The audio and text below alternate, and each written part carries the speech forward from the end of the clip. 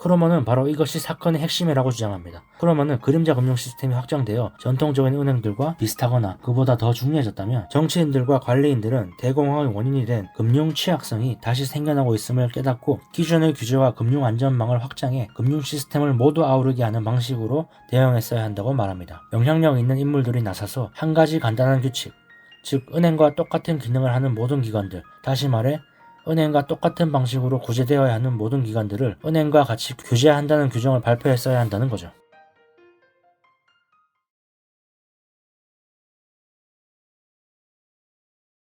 챕터 8 그림자 금융 은행의 약사 1930년대 초반 경기가 후퇴하면서 상품의 가격이 폭락하고 세무 불행이 줄줄이 이어지면서 1930년과 31년, 34년에 뱅크런이 일어났습니다. 여기에 대한 대응으로 더 많은 보호수단을 갖춘 시스템이 만들어졌죠. 글라스-스티글법은 은행을 두 종류로 나눠 예금을 받는 상업은행과 예금을 받지 않는 투자은행으로 구분했습니다. 정부는 상업은행의 리스크 감수 수준을 제한한 대신 그들의 연방준비은행에서 쉽게 대출을 받을 수 있도록 해주었죠.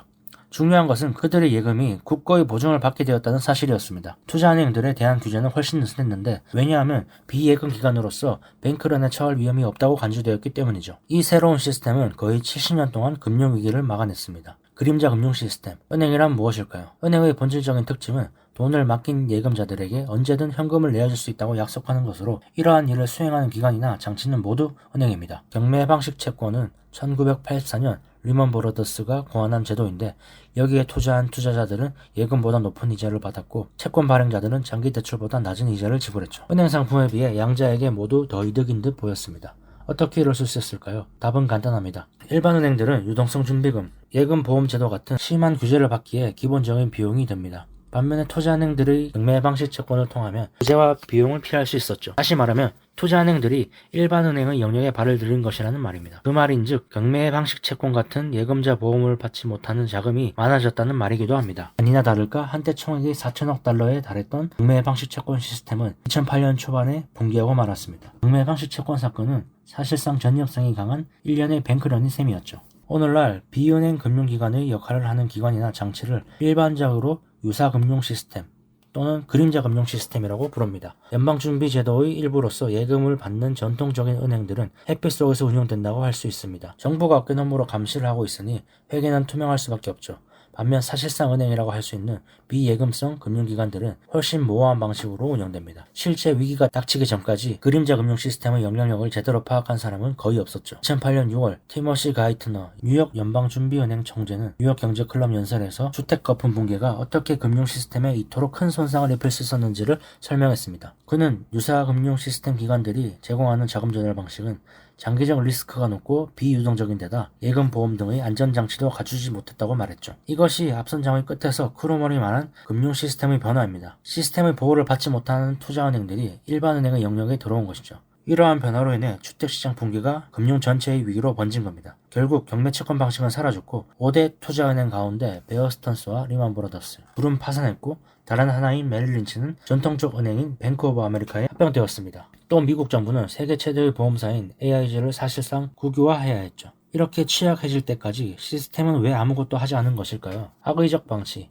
진보주의자들은 위기의 원인을 규제 철폐로 꼽습니다. 일반 은행들이 투자은행의 영역에 뛰어들어 더 많은 리스크를 떠안게 되었다는 논리죠. 그러나 이번 위기는 규제 철폐로 새로운 리스크를 떠안은 기관 때문이 아니라 애당초 규제를 받지 않은 기관들이 높은 리스크를 감수했기 때문에 벌어진 일입니다. 크로머는 바로 이것이 사건의 핵심이라고 주장합니다. 크로머는 그림자 금융 시스템이 확장되어 전통적인 은행들과 비슷하거나 그보다 더 중요해졌다면 정치인들과 관리인들은 대공황의 원인이 된 금융 취약성이 다시 생겨나고 있음을 깨닫고 기존의 규제와 금융 안전망을 확장해 금융 시스템을 모두 아우르게 하는 방식으로 대응했어야 한다고 말합니다. 영향력 있는 인물들이 나서서 한 가지 간단한 규칙, 즉 은행과 똑같은 기능을 하는 모든 기관들, 다시 말해 은행과 똑같은 방식으로 구제되어야 하는 모든 기관들을 은행과 같이 규제한다는 규정을 발표했어야 한다는 거죠. 분명 적지 않은 수의 사람들이 그림자 금융 시스템의 붕괴 위험을 알아차리고 있었습니다. 그러나 경고는 무시되었고 규제 확대 조치는 취해지지 않았죠. 오히려 당시의 대세는 규제 철폐였습니다. 실제로 부시 행정부는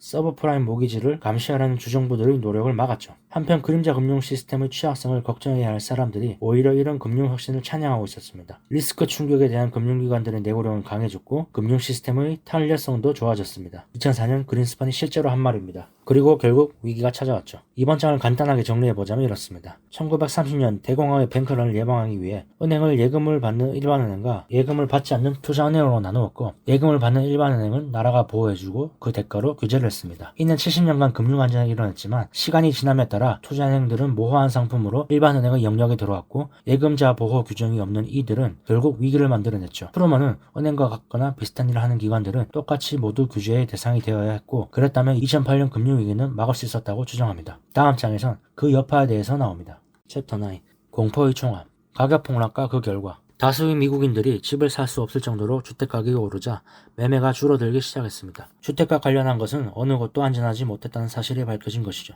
2006년 여름까지 미국의 주택가격은 전국적으로 50% 이상 과대평가되었을 것이고, 이는 일부 지역에서 주택가격이 50% 이상도 하락할 수 있다는 것을 의미했습니다. 실제로 2008년 말경 미국 주택 소유자 약 1200만 명이 마이너스 순가에 도달했습니다. 이들은 채무 불이행이나 유질 처분 가능성이 높은 대상이었죠. 그리고 주택가격이 이렇게 대출 가치보다 낮으면 대출업자와 투자자도 온전할 수 없습니다. 계산해보면 주택 거품의 붕괴는 8조 달러의 부를 없앨 것입니다. 이 중에 약 7조가 주택 소유자들의 손실이었고 1조 달러만이 투자자들의 손실이었죠. 그런데 우리는 이 1조 달러에 집착해야 합니다. 왜냐하면 이것이 바로 그림자 금융 시스템의 붕괴를 촉발했기 때문입니다. 은행 금융의 위기, 그림자 금융 시스템의 기관들 대다수가 예금 보험 등의 보호 장치를 갖추지 못했습니다. 따라서 인출세도, 즉 뱅크런이 일어났을 때 엄청난 손실을 입었고, 이것은 다시 그림자 금융에 대한 신뢰 하락으로 나타났죠. 신뢰 하락은 투자자로 하여금 다시 대부금 회수로 이어지면서 악순환이 일어났습니다. 이것은 1997년과 98년 아시아에서 자기 입증적 금융위기를 만드는 논리와 기본적으로 동일합니다. 레버리지 비율이 높은 투자자들이 손실을 입으면 그들은 더 많은 손실을 야기하는 행동을 취할 수밖에 없고, 이러한 상황은 반복된다는 논리 말이죠. 이러한 자기 강화 과정은 실제로 엄청난 횟수의 뱅크런이라는 결과로 이어졌습니다. 이로 인해 1930년대 초 전통적 은행 시스템이 그랬듯이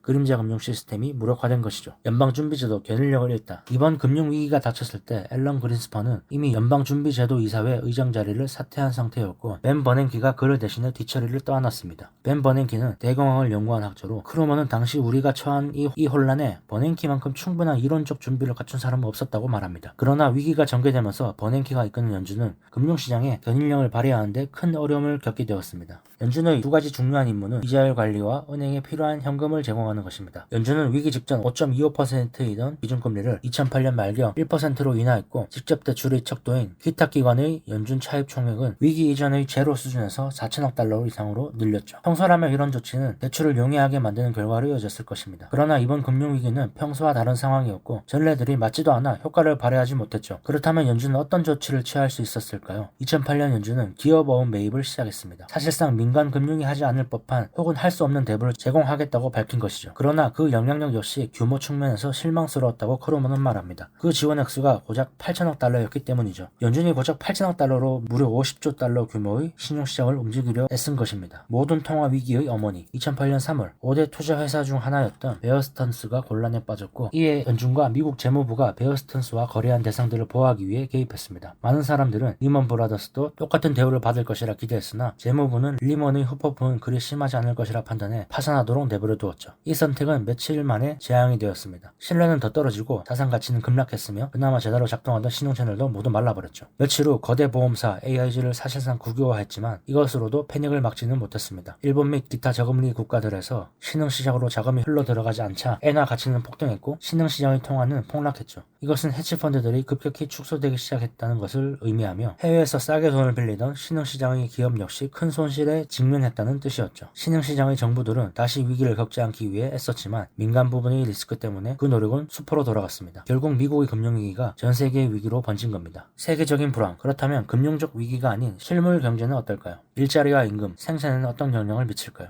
주택 거품 붕괴로 인한 주택가격 하락은 건축을 줄어들게 하고 고용에도 영향을 미치며 체감소득이 줄어든 소비자들은 줄을 줄입니다. 이는 다시 기업 이익 감소와 투자 감소, 일자리 감소로 이어져 경기 후퇴로 이어지죠. 리먼 파산 이후 심각해진 신용위기와 신흥시장의 위기는 소비심리의 붕괴로 이어졌고 미국과 전 세계는 최악의 경기 후퇴에 들어갔습니다. 하지만 정말 우려되는 것은 정책의 견인력 상실입니다. 폴 볼커 연준 의장은 긴축통화 정책을 통해 인플레이션을 이겨냈고 긴축통화를 풀자 경제는 되살아났습니다. 반면 이번 위기에 위기에서는 경제정책 이반자들이 거듭 회생의 노력을 기울였음에도 꼼짝도 하지 않았죠. 1990년대 일본을 떠올리게 합니다. 크루먼은 하지만 그럼에도 불구하고 우리가 공황을 향해 가는 것은 아니라고 생각한다고 합니다. 크루먼은 우리가 불황의 경제학의 범위에 들어섰다고 말합니다.